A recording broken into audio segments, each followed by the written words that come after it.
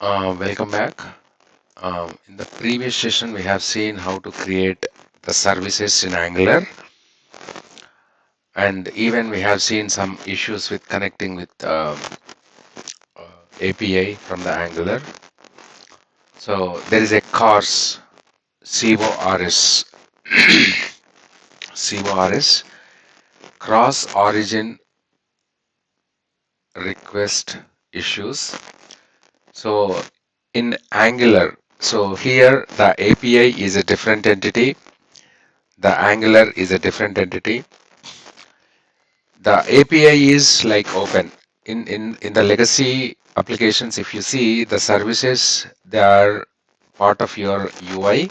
If you take example of ASP.NET Framework, the web forms, so that includes your business logic and data access logic, everything will be within the same application. But now in the service oriented architecture, the services are wide open. The services will be deployed in various platforms, and various people will request and try to access these services, especially the APIs. So the APIs need to be secured uh, from avoiding various unknown users.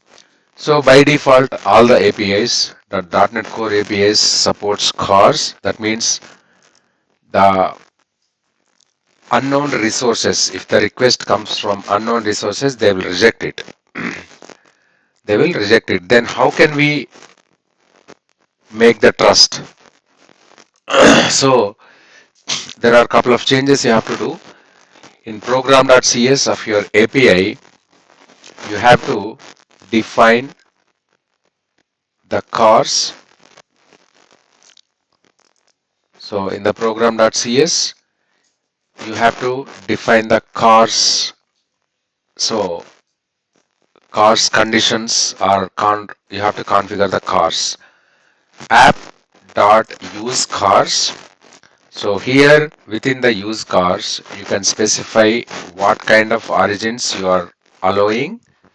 So what kind of headers, not only the sources, like who make the request, you can also customize this CORS from various parameters.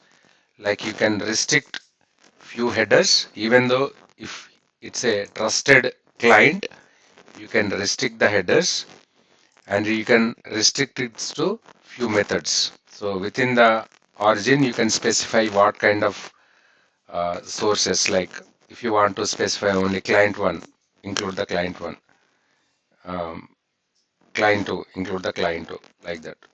So see the method properties. So origin, so you can specify the, like you can specify like this, http local host 1. So that means this will restrict only, this will allow only the requests from this local host. But now I am making every origin, okay, and every header and every method. So every request comes from any origin will be addressed, will be treated as a trusted, and request with any header will be treated as trusted, and it applicable to all the methods. All the methods means all the methods of your API. So you can allow CORS for few specific methods. You can restrict CORS for the other methods. There is a customization. So this is at your client service side.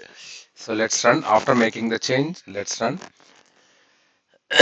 So at service side, you have to make this, and at client side, how to specify. Even when you are requesting a API from the client side, you have to make some changes so that it will adhere the CORS configuration. So here, this is your, okay, so this is your service. So in the client side, I defined a configuration file, named it as proxy. Where is it? Where is this? SRC. Yeah. Where is the proxy? Or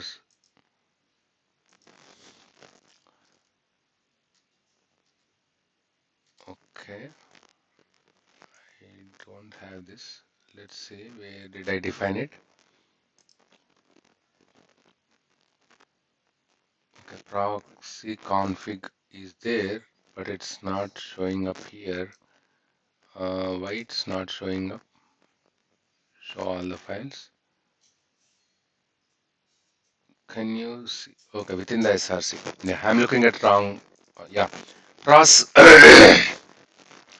In your client application, in your source, you need to define a configuration file. Uh, Basically, you can name it as anything, like my proxy.config.json, my configuration.config.json, anything you can define. But within that proxy configuration file, you have to specify this. So API, the target, whom you are connecting. So here you have to specify the URL, and you can specify whether it is a secure or not. I made it as false. And log level, when there are exceptions or when you're interacting with the service, at what level you want to log the information. At debug level, I want to do that. So this is the proxy configuration. The important key is the API URL. If you see the API URL, it's a it's API URL. So where you are referring this, go to your which one is it? Angular JSON. So within the Angular JSON, so there is a section called where did I define it? Yeah, there is a section called serve. So there in the options, so proxy config, this is the key. It should be proxy config only. So this is the path of my proxy config file. This will enable, this will make your Angular, when you are requesting an API, when you are sending a request API from this Angular, it will fetch this proxy config information and it will attach the information and says that, hey, API, I'm a client and I'm a trusted client. Please check your configurations. I'll be there in your trusted list and allow my request. So that's what it will make. Now let's run this and see CMD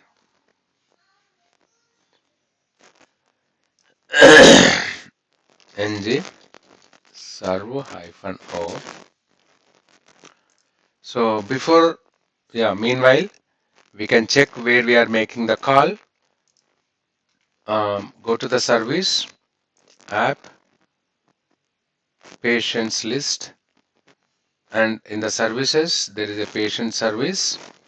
And if you see, so here I'm making a HTTP request to the API, and my expectation, I should go into the subscribe method. If there is an exception, it will go to the response. But if the API doesn't give any exception, so even the not reachable API or the restricted access to the API all comes under exception only. If you are able to execute the API successfully, then you will go into the subscribe method. So open the debug tools.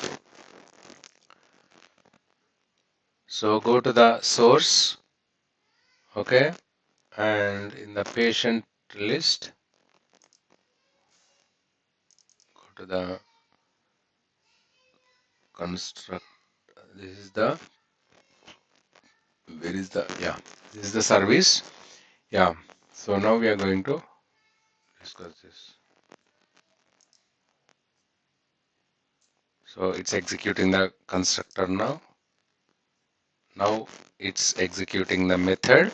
So where it's making a HTTP GET call to the specified API, and the API get executed successfully. If you want to see, you can check the Windows object window, or else you can see here,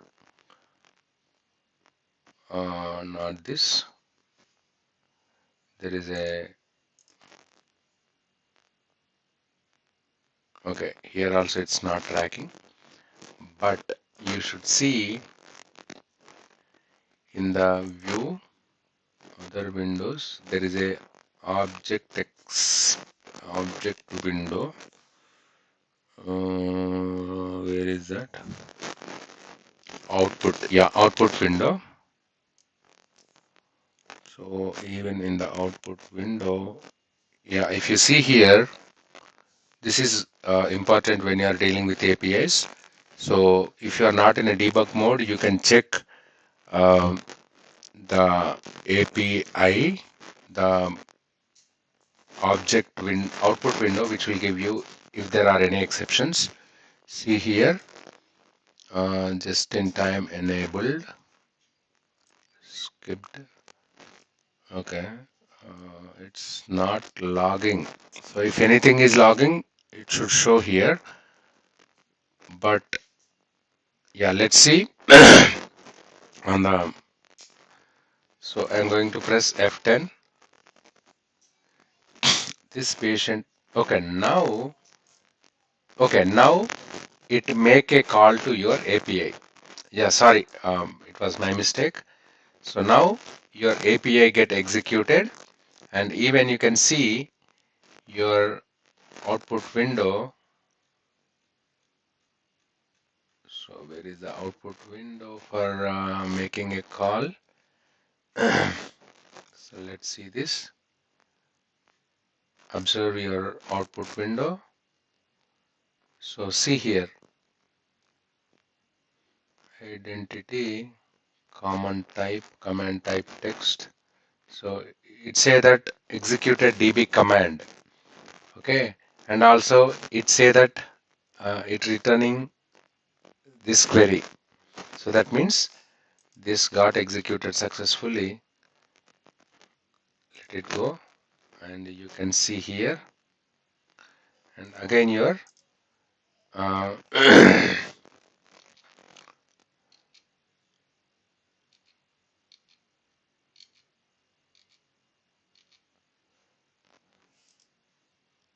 okay. So these are asynchronous calls. So at line number 16, what it will do, it will make the call and it will continue execution. Once the API get executed, again it will come back. Either it will execute the subscribe, if in the case of it's a successful execution, or it will execute the response and others. So your call got successfully executed, and this is the data. You can see the data from the database. We will in next session we will see how to display this data in the UI. But the important thing is again I'll summarize. Okay, I'll clear the cache. I'll go here and I'll clear this output window. You can clear all. So now execute one more time. So I'll summarize what I have done. So in the API side, in the program.cs, I defined the CORS configurations, allow origins, headers, and allow all the methods. Then at client side, in your Angular application, I defined a proxy.json within the, this is not your client. Yeah, this is your client. So I defined a proxy.config.json where I defined the target, which is in this case the service, and that I am referring it from the Angular JSON. So in the serve proxy config, I am referring the path. And when the request goes from the client, it it sees the URL, okay, and in the URL list in our API we made all the URLs allowed. So let's run one more time. So here it's executing the constructor, then here at line number 16 it making the call. After making this call it will go out from the method, and then the actual API will get called, and once it get called it will come to the subscribe and it will show the data. So earlier it was showing, it was going into response because of the errors, because of the CORS and all, but now it's successfully executed and we are in the subscribe method.